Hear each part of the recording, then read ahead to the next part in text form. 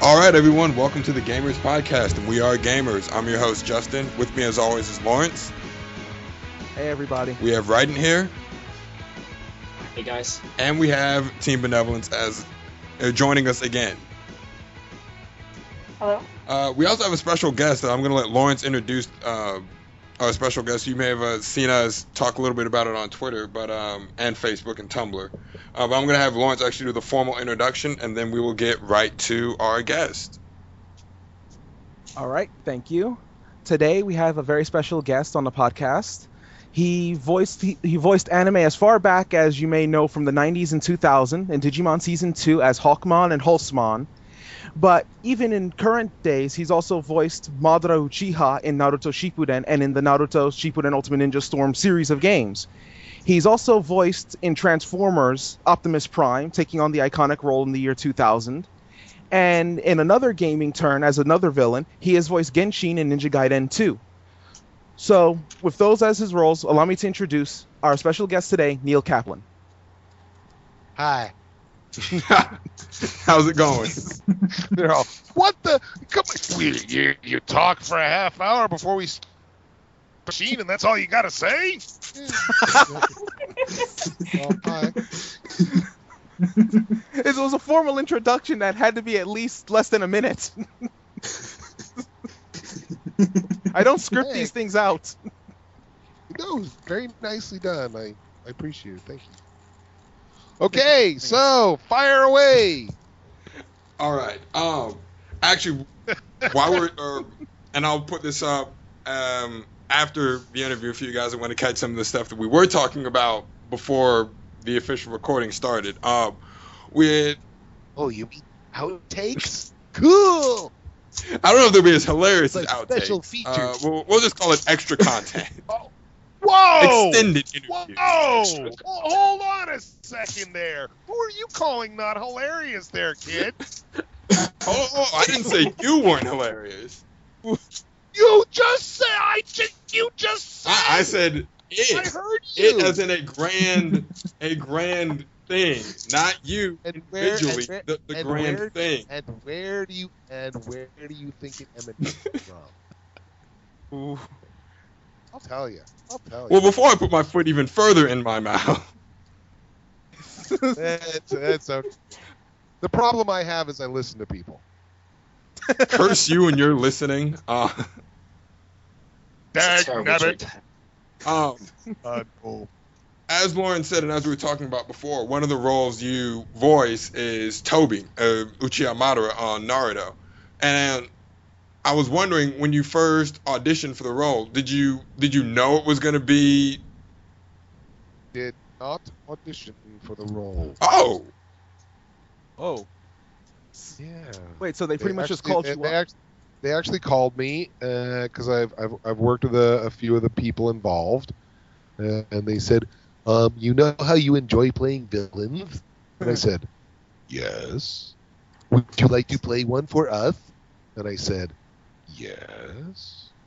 And so I went on in, and they mentioned something about the previous actors that had played incarnations of the role, and then they said, but don't worry about that.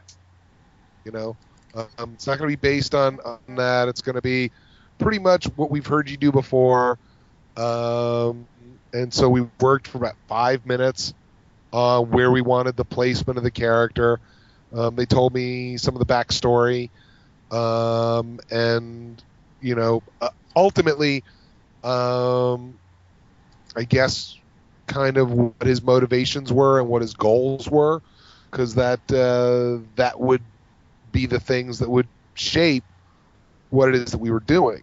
You know, and for me,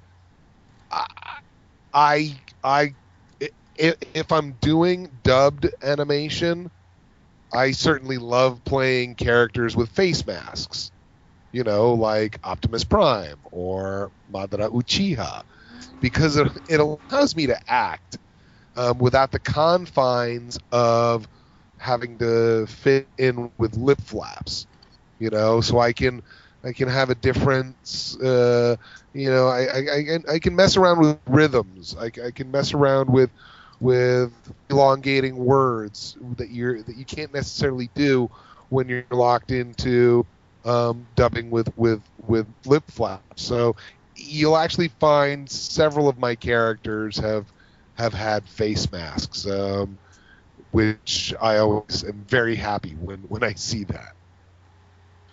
For the case of characters with face masks, don't you have to still keep it at a certain like cadence with your tone of voice, or is it still more free flowing because there's no lip movement to even follow? Well, I mean, there's still only so much room in between the actor who cues you and the actor that responds to you.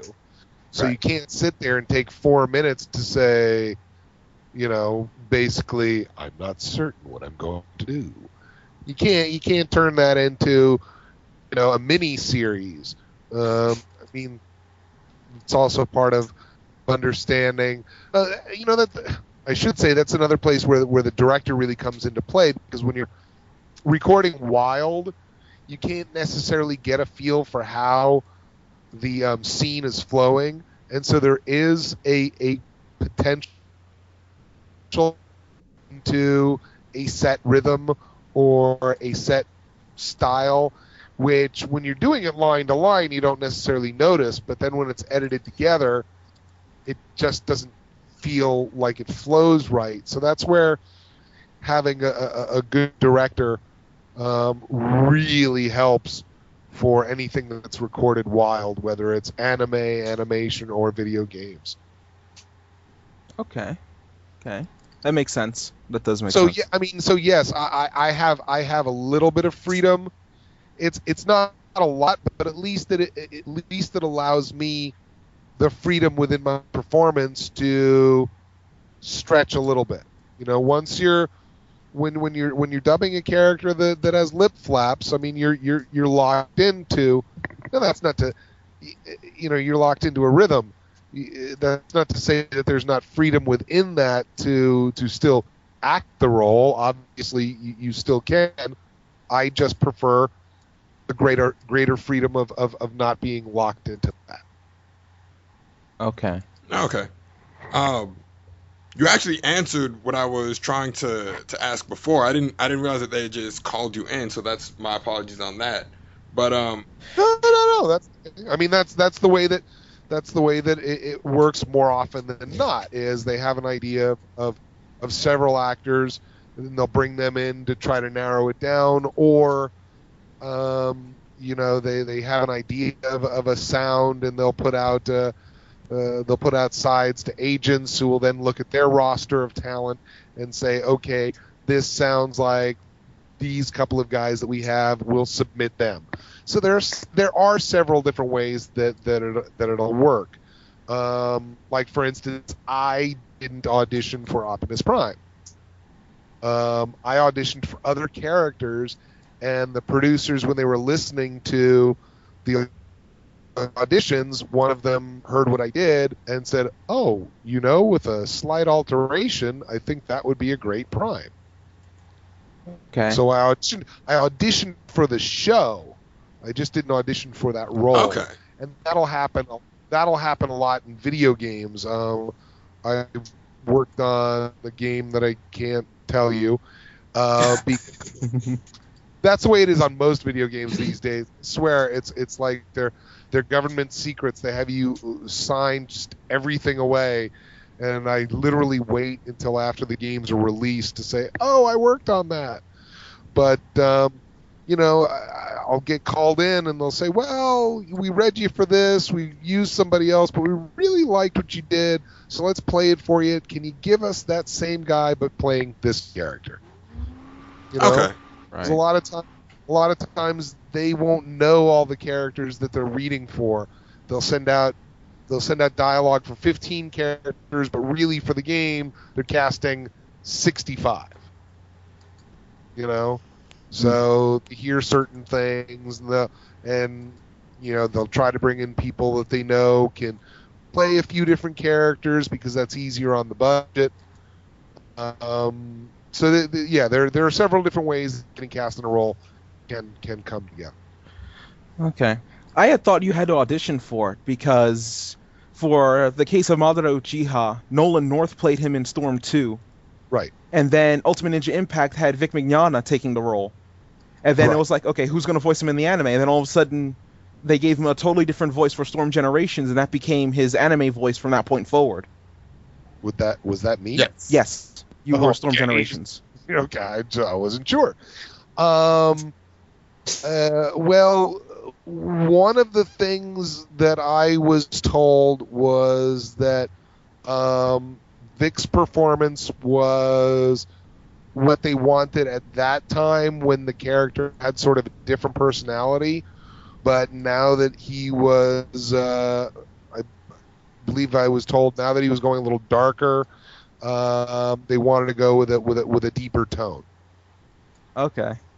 You know, they wanted to go with something in a different range. Right, a different direction for to go along with the character. Right. Exactly. Right. Exactly. Because Ultimate Ninja Impact, I think, didn't really cover as much of the, like it covered, like Tobi talking to Sasuke, like you did in the dubbing recently. It covered that, but it kind of skipped over a part, so it kind of, kept it more fast-paced. Whereas with, the anime dubbing and Storm Generations, it's the whole speech that he goes through. Right. I mean, I've never seen anything quite like what they're doing, where, they'll simultaneously do a game and the series, and they both support each other. Usually everything else that I can really think of, the Final Fantasy games have nothing to do with the Final Fantasy movie, and certainly the Evil Dead games have nothing to do with the movies, and goodness knows, Blue Marvel. Dragon, you did Blue Dragon as well, didn't you? I'm trying to. I think I did. Yeah. That's the tiger Right. shadow thing. But again, these things don't really. A lot of times, for me, they don't take a lot of hold in my memory because I'm not sitting there with the whole cast having this wonderful, memorable afternoon recording session, hearing other people do these great performances. I walk into a booth, for an hour or two at a time and read the picture and leave. So unlike doing a film or a TV series or a play, I never memorize the lines. So it's not like, unless it's a catchphrase, it's not like it sticks anywhere in my brain. And then, it's like you go from this session to that session to this. If you're lucky, if you're fortunate, you're working on several different things. So yeah, pardon? Do you ever find yourself stumped when you go to one of the conventions and a fan asks you to recite a quote or something from a particular character? All the time, and that's why, and that's, I bring up that explanation, and they tend to understand. It's like, if you're a fan and you've watched the episode 15 times, like I used to do back when I used to be a Trekkie, you memorize it. But you got to remember, Leonard Nimoy was working on this one episode for 2 weeks. He memorized the lines, he got the scenes, and then he moved on to the next script. And the old lines that used to be in that part of his brain are now pushed out by new lines. But at least at one point in time, he did have it memorized. So there's a possibility he may have it somewhere in the back of his brain, right? But Right. Whereas, when I walk in and I couldn't even tell you a line that Madara says because I read it and I move past it. Right. It's pretty and much that's as soon not as to you've say left that booth, that's Pardon? it's pretty much as soon as you've left the booth, that's it. That's kind of Actually, I move on to the next line. Okay. There's only one line that I really remember from a game, and the funny thing is I can't remember what game it was from. I was playing some like ninja character, and the line was, I strike from the shadows. But the only reason I remember it is because I'm sitting there screwing around saying, I strike from the shadows. You should You check know, that one in. because it's kind of like, Bullwinkle the Ninja. Yeah. So that line stuck with me. The first Transformer convention I ever went to was while we were still working on the show, and somebody asked, "Will we ever hear Optimus Prime say roll out?" Because I guess we hadn't done it in the 2 episodes that it aired, and I said, ignorantly, I said, "Is that important?" And the whole room leapt to their feet and wanted to. Suddenly torches and pitchforks came out of nowhere. I didn't know. And they said, yes, it is! And I said, okay, I'll tell you what, from this point forward, since Optimus has a face mask and I can say whatever I want, I will make sure that rollout gets into every episode from this point forward. And it did.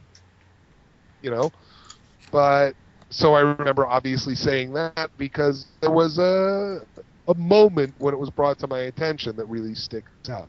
But otherwise, no, lines just don't really stick with you. I mean, I guess I remember one line from, or a couple of lines from my Digimon days, but those were oddly both from the film.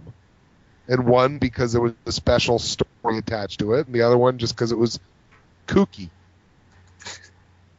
From whom? Hawkmon? No, actually. One was the voice of a website, and the line was, "Thank you for visiting meow.com." Oh, and I just remember that because it was fun throwing in the real meow in the middle. I remember that one, yeah. Thank you. And the other one was because, when you're in between takes, different people do different things. I sometimes will try to make people laugh by saying silly things or doing, other voices, occasionally an impression. And one of the ones that I used to do for some reason when we would do Digimon was the voice of an actor by the name of Ed Wynn. Most people would remember Ed Wynn as the uncle from Mary Poppins. I love to laugh. That guy. So I always wanted to do him in an episode of Digimon, and the directors of the show, Bob Buchholz and Jeff Nimoy, would say, "Neil, no, thank you, no." But then when one day we're working on the movie, and Jeff gives me the line number, and I swear I'll never forget this. He leans in to the mic and presses the talk back button so he can talk to me and says, "Now." And I said, "Now?" He said, "Now." And the line was, some students were taking a test, and the teacher told them that there was no more time, and so the line was finished.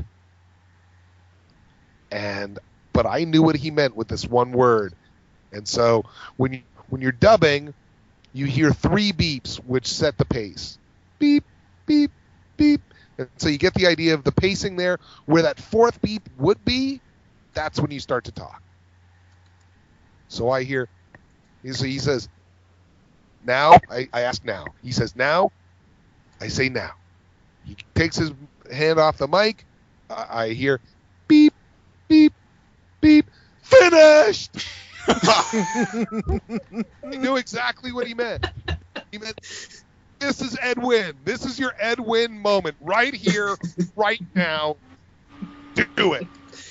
So yes, that's in the movie, and so I remember that moment, remember that line, but for the most part, I don't remember a whole lot of other dialogue that was done wild, Right. Especially since it also helps that some of these lines were recorded I think Digimon as a whole, or the season 2 that you recorded, it has to be now 13 years ago. Oh yeah, no, it was a while back there. Yep. No, at this point in time, I mean, Transformers was 11. Yeah, sure, 2000 through 2001, if I'm not mistaken. 2001, 2002. Oh, 2001, 2002. Okay, my mistake. Yeah, I'll never forget. Because my version of Optimus was the first time he was a fire truck. Right. And so ours premiered on Saturday morning, September 8th, 2001. Oh. Ooh, 3 days before. Later, being the voice of a fire truck was a whole different thing. Did you get a lot of backlash from fans because No, not that. No. The backlash. Yes, I got a lot of backlash before the series ever aired. Because, well, you got to, I don't know how people were able to get lists of casts before things aired, but the cast list for Robots in Disguise had been leaked. And up to that point in time, the thing that I was probably best known for was Hawkmon on Digimon. And Hawkmon is a very particular type of a bird. He has certain types of attitudes. And as far as some people were concerned, he was not terribly enamored of women. I'm not going to say that was true or it wasn't true. Whatever. Hawkman's private life is his private life. But humiliation was rampant, I must tell you. And so I literally, I'm going to use a pejorative here. It's not my language; it's the language that was used on the internet. But somebody actually wrote, "Oh no, Optimus Prime is going to be played by that fag Hawkmon." Ooh. Now, for those of you who are in countries where a fag is a cigarette, here it doesn't. Oh no! It's a derogatory. I think our American slang version of it has infected the rest of the world by this point. But for people who don't know, I mean, it's just let's because I have traveled to other countries and I know just to put it in its place. Like I said, it's a derogatory term for a homosexual. Now, when I did Hawkmon, I never thought of him as actually liking anyone else enough to have sex. I mean, It's a Digimon. Well, he's Hawkmon. I don't think he likes anyone. Yeah. But that's beside the point. But Hawkmon for me was actually based on an old commercial from the 70s for Tootsie Roll Pops. I think I remember those. Well, Gal goes into the forest and seeks out the wise old owl, because that's what we would do before Yoda. Okay, is you'd seek out a wise owl. Now everybody knows you go to Yoda and you ask him questions. Back then you went to the wise owl. Mr. Owl, how many licks does it take to get the center of a Tootsie Roll Tootsie Pop? I don't know. Let's see. A 1, a 2, a 3. And he crunches into it. 3. Yeah. And so I just took that to another level. I just made him even more of a, more of a priss, more of a obnoxious professorial kind of a snob, Python-y kind of character. Yes. Very vocally snobby. That's the way I kind of played it. So it was like, so I read this about people thinking that, seriously, they were thinking that it was going to be, all right, Autobots, let's transform. This is literally what people out on the internet thought was going to happen. I'll get you, Megatron. Darn you. Okay. So I enjoyed reading that stuff and just knowing, yeah, you might be a little surprised when you hear it, but okay, it's not going to sound like that. And so, yeah, so when they finally heard Optimus Prime, they realized it sounds a little different. Yeah. So the backlash I got was not after it aired. The backlash I got was before. Okay. Oh, wow. And you know, yes. Oh no, go on. No, I was just gonna say, and realistically, if people were disappointed with the change to a fire engine, most of them already knew about it because they knew car robots from Japan. So I think if they were upset about it, they probably already got that out of their systems. And of course, after September 11th, I don't think a whole lot of people are going to say, "I hate that Optimus Prime is a fire truck." Yeah. Yeah, that wouldn't be. You know, as I looked at it, before that time, I mean, if Prime wasn't saving the world, he was like delivering frozen peas. Nothing wrong with that. Peas are good for you. They're a good source of vitamins and iron. But you know, my Prime, when he wasn't saving the world, was saving a neighborhood, and that meant a lot to me. You know, I thought that was pretty cool. And certainly when you remember the era in which it aired, it still means it. Yeah, it holds a very, very special place. And it's like, you know, regardless of all the goofy things that I may do, I may play in my career and in my own life. I do have that moment of playing a hero, which was kind of cool. And of course, then when you add in the story of the firefighter in Ohio who changed his name to Optimus Prime, we've since become friends. You know, it's first of all, he's a real world hero, and you know, the fact that a goofball like me doing voices, you know, gives him and his compatriots and his colleagues a little break from, you know, dealing with 200-degree fires and hotter and saving lives and saving property. You know, I appreciate that.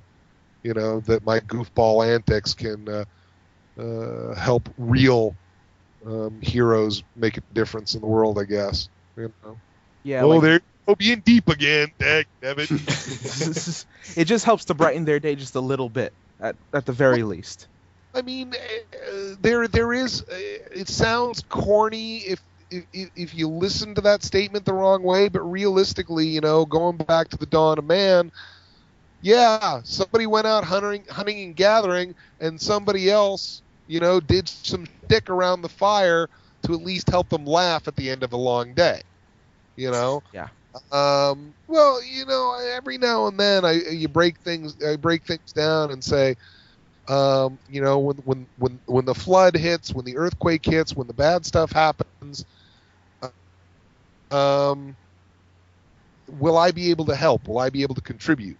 You know, there are some people who have you know, life-saving skills, and there are some people who have rescue skills, and there are some people who have food growing skills. You know, I'm hoping I don't get in the way too much, but at a certain point in time, mankind, man as a species, does need distraction and laughter, and does need their, you know, you need thought-provoking drama. You need things to discuss. As a species, we do need that. So, you know, at least I'm contributing somewhat. You know, worst case scenario, or when I'm really feeling bitter, I can look at somebody like Alex Rodriguez and say, what's he gonna do? Knock a bird out of the sky? Hello. Alrighty, so just edit out that last stuff, and we'll just move to the next one. It was the force taking. There we go. Yeah. It was all that talk about the Star Wars beforehand, and us mocking Darth Vader. Why is there a need to mock Darth Vader anymore? Princess Leia is a Disney princess now. Hey, End of. So Sue Storm. Yeah. That. Yeah. You know what I love is somebody on Twitter like wrote was bragging, "Oh, I called this a long time ago," and I said, I think anybody who rode Star Tours over the last 20 years or the Indiana Jones ride figured that this was coming after Disney purchased Marvel. Right. It was just a matter of time. I mean, at the Disney parks, they've been selling like a Princess Leia version of Minnie Mouse for like 12 years, and all these different Disneyized versions of Star Wars characters. To me, the real interesting thing comes with when you read like the artist friend I was talking about earlier. He's been working on a comic book that's a Doctor Who Star Trek crossover. Now it's like, who would have thought of that? But I'm sitting here going, all right, I want to see Iron Man, Boba Fett. So I want to see Darth Vader and Doctor Doom. Wow. Yeah. Suddenly you fellow nerds are sitting there going, oh, I would do that. Because it opens up a lot more possibilities now with the license acquisition. Oh, sure, absolutely, and certainly from a multimedia standpoint, maybe you don't go there with your films, but you write that crossover series for Marvel, I'll go back to the comic book store, I'll pick that up. You do that as a direct to DVD animated film. Psh, yeah, I'm there. There are lots of different pairings that could be very interesting. I mean, I've often wondered why I've never seen, at least one of those clever artists out there with, give us a picture of Indiana Jones at an archaeological dig pulling out 3PO's head, for crying out loud. Well, and just sitting there and saying, well, Sala, I guess it was a long time ago, but not that far, far away. Did I just tell too many universes for you? Did I just tell your brain? So if you could voice someone from any of those universes, is there a particular character you'd like to do?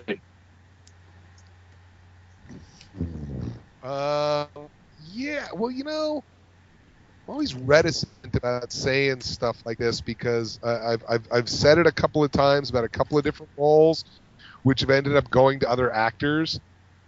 So it's like, oh man, now not only am I bummed out, but it's in print and everybody knows it.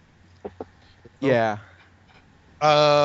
Suffice it to say that look, I obviously really enjoy playing villains.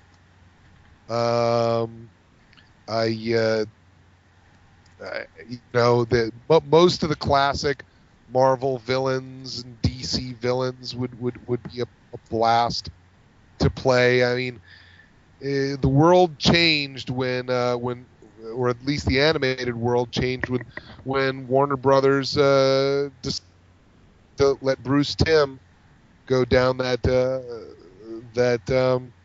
Tim Burton alley, and it's changed the look of animation, the writing of animation. And I think the best example of that is the absolute sheer brilliance of what Mark Hamill did with the Joker. Oh, yes. Yeah. And I mean, once the world accepted a portrayal like that, everything's open. Everything's possible. And then it's just a matter of the script that you're given and the director that you're working with. Certainly. Look, the story arc I had with StarCraft was amazing, and I got to work with one of the best directors in the world, and Andrea Romano, who got a performance out of me that I didn't even understand until I watched it later, which just blew me away because it's just like, yeah, she's that good.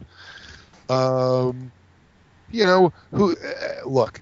everybody who knows me knows that if I could play one character and only one character, it would be the Moose.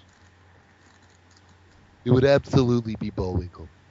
I mean, there's no doubt about it. I mean, seriously, I would say, if you pay me in peanut butter and jelly sandwiches and let me sleep on the floor, I'll do it for you. You know. This needs to happen now.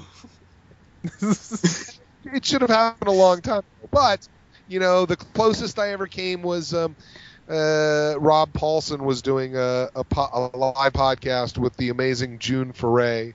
And so back when I used to wait tables, she actually came into the restaurant I was working at once, and I had to completely contain myself, which was very difficult.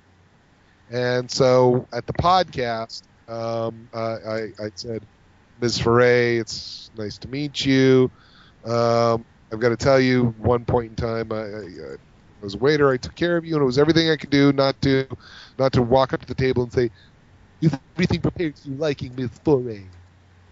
And the house enjoyed that, so I didn't quite get her to respond as Rocky, but it was close. So we'll see. I mean, look, there was another role that I really loved as a kid, and I had studied, and I thought I really had nailed that they auditioned for a couple of years ago. Ended up going to another actor whose work I really like, and I like what he does with it. He does a great job, but it doesn't mean me sitting at home watching this doesn't sit there and a little bit go, I really wanted that. Right. Yeah, and now that, like you said, now that you've said it, it's pretty much out there that, hey, I wanted to voice Bullwinkle, and yeah, and since that one's so really, I mean, a lot of people know it. When I was working on Transformers, I used to screw around between lines, and a lot of times say, Optimus, transform! One of them would literally say, put the moose away. And so I literally wrote a show, and so a friend of mine and I are hopefully in next year going to be debuting a comic strip series. It's going to be a web strip with voices and sound effects, just so we don't have to wait on actually doing the animation. Oh wow! It's gonna be Optimoose, the story of a half truck actor. That's so cool. Exactly, and it just gives us a vehicle. Forgive the pun. It gives us more telling lots of different stories in lots of different ways, because when your character is an actor, you can have one episode which is a movie that he's working on, or is a TV show that he's working on, or the next episode is behind the scenes, or the next episode is everybody just getting a drink at the local bar, whatever it is. So now I'm gonna have to thank you for whenever I see or hear Optimus Prime, I'm gonna think Optimus Prime now. Not the Prime. Just Optimus. That's all. So Optimus. Yeah. But yeah, we'll hopefully be getting that out to you in 2013, and we'll let you know so you can spread the word. But yes, he Optimus does sound a little bit like another moose. Okay. Only a little. Another moose that we might or might not know. Exactly, but there's the difference, you see, because Bullwinkle's down here, and Optimus is up here. There's the difference. Or maybe around. I don't remember. That difference is noted. Yeah. Or maybe Bullwinkle's up here and Optimus is down here. The more the chewer down. That whole thing. So when you go into a character that Yes. that someone else has done a performance for, and you've heard that voice, do you try and replicate that voice or just create something completely new for yourself? It depends. It depends, and that's based on what the producers want. I have had auditions for known properties where the direction on the copy has been, although this character is already established, please do not try to replicate it. Have it be within that same ballpark. But there's no need in voiceover. There's a term. There's voice match and there's sound alike. A voice match is when you can't tell the difference between the real person and the match. Okay? Then there's a sound alike, which I tend to be more of a sound alike than a voice match. And a sound alike is I know who that's supposed to be. But you're not confused. You're not sitting there thinking, oh, that is this person. All right. You know it's someone else doing the voice, but it sounds enough like the other person that you can place it and go, oh, it's supposed to be him. Like, for instance, Clone Wars. Okay? What Tom Kane does as Yoda is definitely Yoda. You know it's Yoda. But he's made it his own Yoda as opposed to having it sound like Frank Oz. Right. If I play Tom Kane for you, you know it's not Frank Oz from the movie. And if I play Frank Oz for you, you know it's not Tom Kane from Clone Wars movie or from the TV series. Okay? Yeah. But it's definitely the same character. Right? They play it the same way, it's the same energy, it's the same motivations. Which I think probably frees Tom up to play the character even better. You know what I mean? Yeah, it's more freedom since everyone knows he's trying to be Yoda, but he doesn't have to make it exactly like Frank Oz's performance. Right. He can focus on playing the character, not have to worry about focusing on sounding like somebody else's portrayal. It's John DiMaggio, he did the same kind of thing with the Joker when he did Under the Red Hood as well, and especially after taking it on after Hamill, who everyone knows as being the Joker, he did a really good performance with Under the Red Hood. You take it in a new direction. It's like, look, Diedrich Bader, Reno Romano. I mean, they've done great work as Batman. They have, and are they similar-ish? I guess in the sense that Batman as a character is gonna walk down a certain corridor, Right.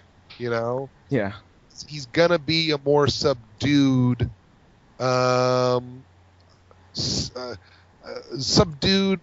guess, volume-wise, whereas to be a lot more intense. I mean, vocally, Batman's a lot more intense than Superman. So with characters like that, I think with heroes in general, I think you just kind of get this, like I said, tighter corridor you have to walk down with your portrayal, as opposed to a villain who can chew the scenery a little bit more. Maybe it's as much as Nicholson did in Batman. Maybe it's a little less, but I maybe that's why you get more dynamic differences in people's portrayals of a lot of different villains. Mm-hmm. It's more freedom. I think so. I liken it to an actor playing a part is like a pianist sitting down at the keyboard and playing music. You got Optimus Prime, you got Superman, and characters like that to me play like 2 or 3 notes on the keyboard. Save the planet, save the world, be a good guy, dot, dot, dot, dot, dot. Then you got troubled heroes like Spider-Man or like Batman, who are a little troubled by teen angst in the case of Peter Parker, or oh, my parents were shot right before my eyes, so I'm pretty screwed up in the head, in the case of Bruce Wayne. So they get to play more notes. But then Right. you got villains who like get to play these concertos up and down the scale because they've got the fractured home life, or the wounded past, or the sociopathic tendencies, or psychopathic tendencies, which from an actor standpoint just can't be a lot more fun. Yeah, that's easy to see because it just goes up and down more often depending on the type of persona they're playing. You don't really have very many bipolar heroes. Yeah. Whereas for villains, it's always up and down. Like there's so many different portrayals of Doom's voice and Right. Doom's appearance, and it's hard to pick which one do you think would be like the legitimate one. Like there's the one used in Marvel vs. Capcom 3. I think that same one is used in the Avengers cartoon. Then there was the one used back in the 90s for the Spider-Man animated series. Right, whereas Reed Richards is just this guy with white wall hair. Yeah. It's like, okay, and he's supposed to sound super smart. Right, and he's always polite because he's one of those, he's educated and above that sort of a thing, Whereas Johnny Storm, there's a little, yes, you tend to skew younger, but it's like he can be more cocky, or he can be more arrogant, or he can be more playful. You've got a little bit of room to play there. Okay. But the good guys tend to be a little on the dull side. Yeah. Going back to your different voices over the years, like how you voiced Hawkman, and then now you're Madara Uchiha, and how you mentioned that at one point you got called to do the voice for Madara Uchiha because they said you like to do villains. You were also the voice of Diabolico in Power Rangers Lightspeed, if I'm not mistaken. Yep. So how did that process come about? Was it at the time, since you weren't as established as you are now, that you had to audition, or was it just I did, but I was part of a repertory group of actors that was frequently called in to do background voices on Power Rangers. So again, they kind of knew me, and they usually what they would do is they would bring in actors that they knew, or new actors who they liked their tape at the beginning of the season, and have people audition, because there were a couple of set villains for the season, but there was always a villain features. So they brought me in and had me read Diabolico, and I ended up booking it. It was that one I actually did read for. Okay. Cool. And then Did you enjoy that role? Oh yeah, I did, because that. I mean, back the technology was a little different then, so when you'd go from line to line, instead of being a computer that would jump to the line, we'd actually fast forward through some of the videos, so I'd see some of the rest of the episode. I'd get an idea of what was happening, and for me, Diabolico ended up being a really interesting character, because unlike a lot of villains, he actually had a little bit of an arc,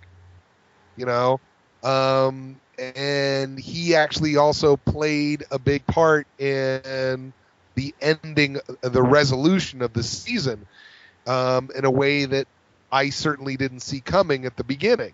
And so that was kind of interesting to see how we were able to play different aspects of the character, and he went through a situation where loyalty trumped evil, I guess.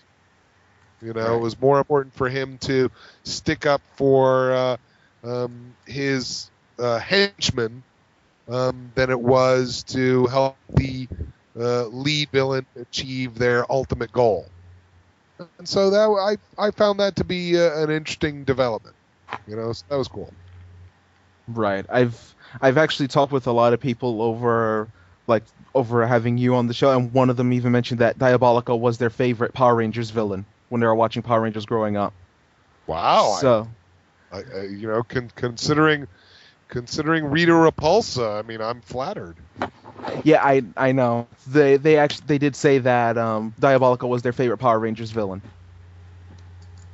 Like I said, I'm flattered, and I wish I had bought more of the action figures back in 2000 because they're now like $100 a piece on eBay. Oh wow! See, that's what you get for being good. That's what you get.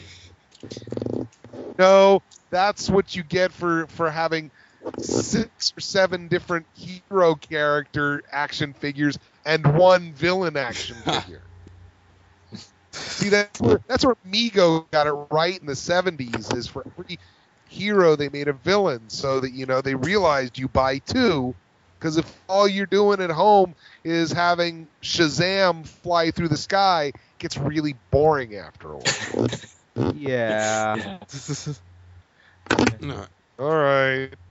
See, your airing of when the Power Rangers was on in the 2000 era. See, that was when it was kind of uncool for people over here. Yes, I mean, at this point, it's been on so long that parents who grew up watching the show are having their kids watch the show. It's like I worked on freaking Bonanza or something, Yeah. Yeah. However, I was really shocked because when I went to the Comic-Con at the weekend, there were actually people cosplaying as Power Rangers, which I don't usually see. So... No. It's really big, and the fact of it is, to do one of those costumes well does take quite a bit of effort. And I think it was, look, not everybody has the physique to wear an S on their chest, No. Oh, you be a Power Ranger. By the way, I would like to see one season where they brought back like the original cast and they were like these middle-aged Power Rangers. I think that would be great. Well, they did do that for one episode. Well, not actually bring back, the whole cast, but they did. Yeah, they did one episode where they brought back one Ranger from every single series, which I thought was a great idea. Yeah, I love that episode. I actually still kind of watch it, but I honestly think because I see these guys every now and then at conventions, and a lot of them are still actually in really good shape, and it would, because they reinvent the show every season for several different reasons, and I think it would be fun. I think they could get away with it for one season and bring them back, and you just look. It's not like the Power Ranger universe has these hard, fast rules that they can't violate. Yeah. Oh, I'm sorry, you can't do that because in episode 3, Rita Repulsa explained that time travel wasn't impossible.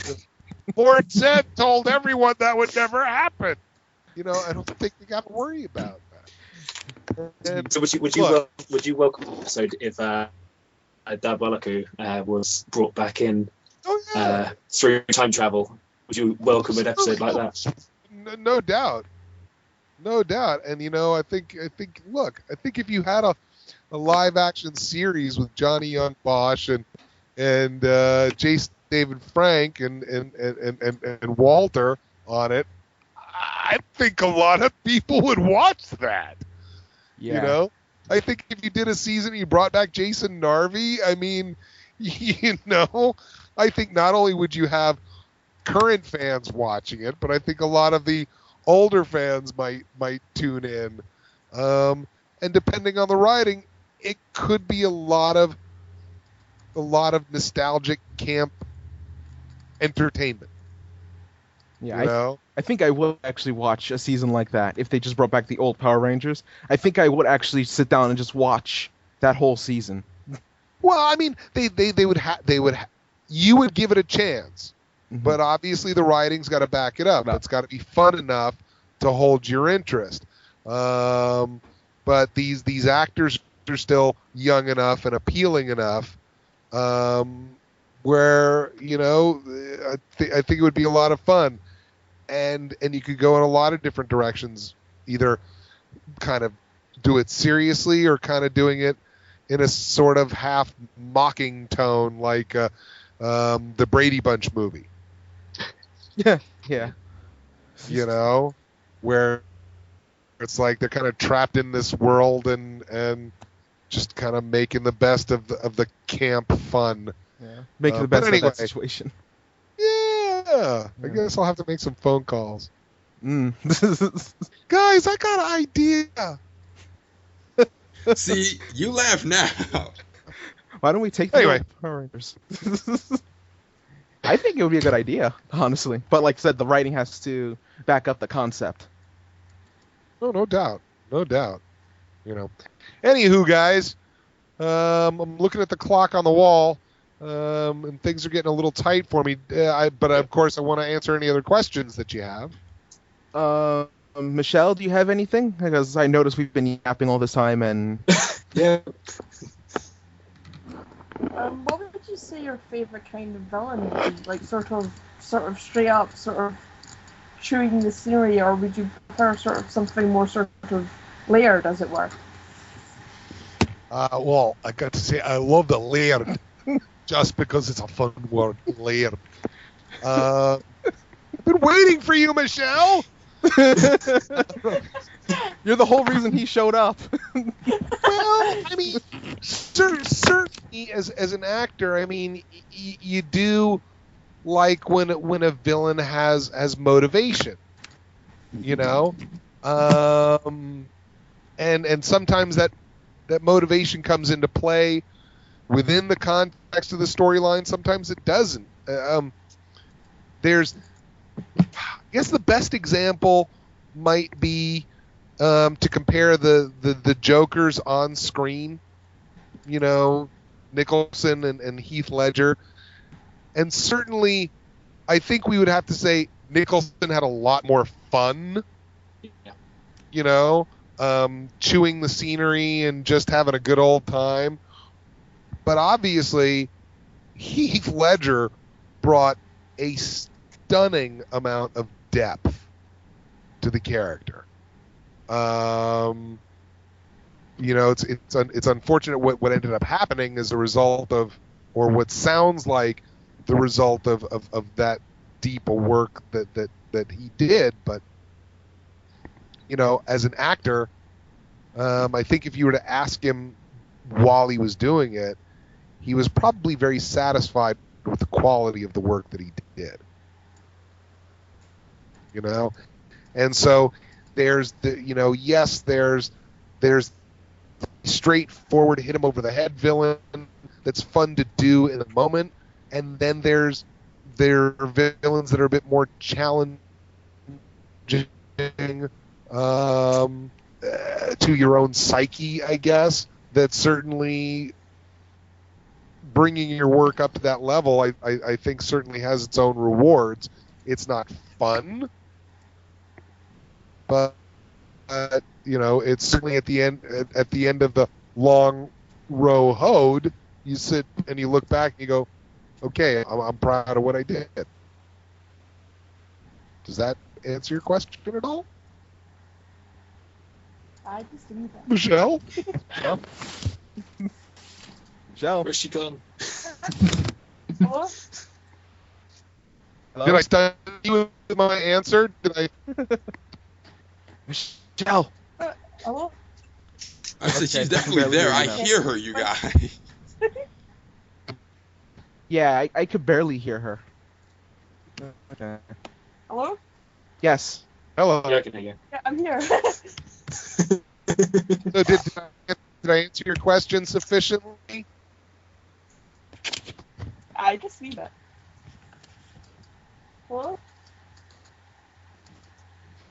Hello. Hello? Oh. Hello? Hello? Yes. Okay, you're there. Wow.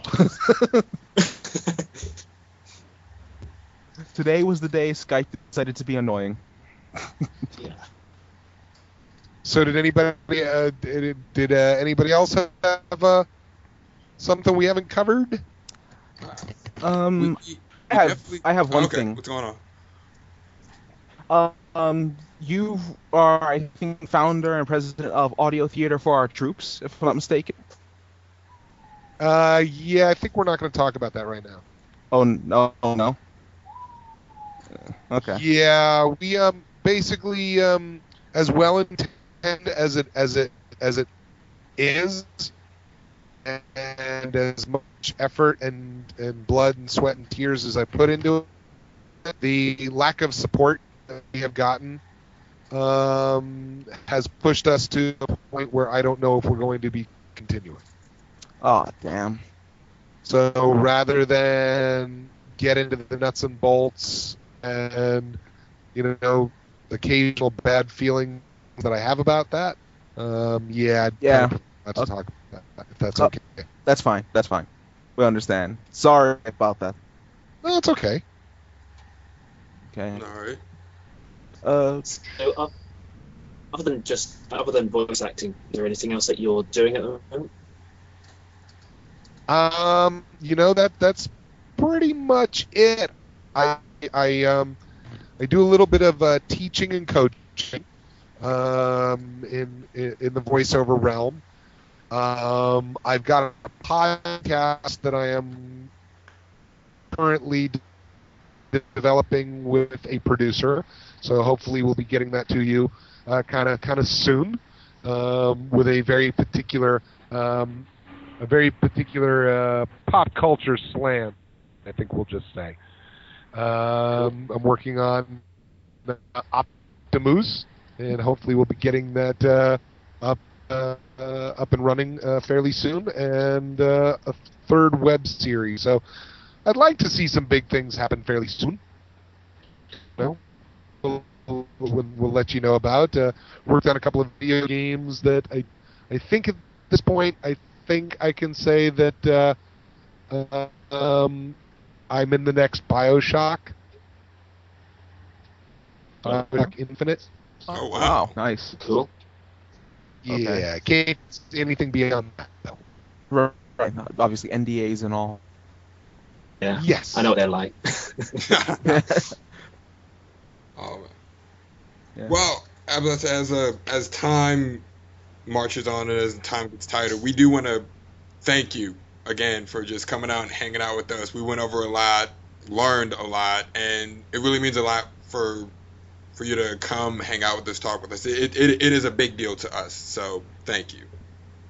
Well, thank you. I'm happy to do it.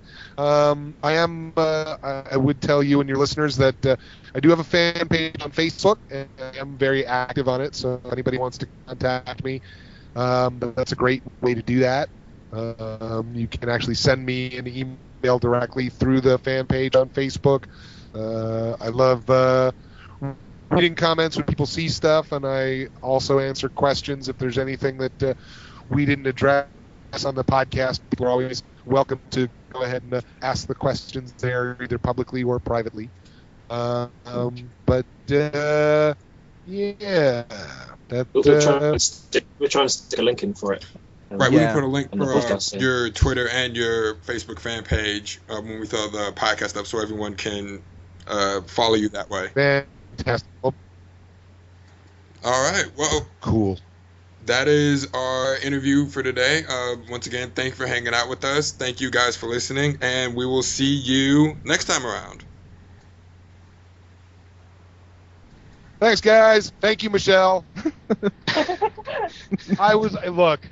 I'm always annoyed when people say thanks, guys, to a table full of women. So, didn't want. I know how this works, Michelle.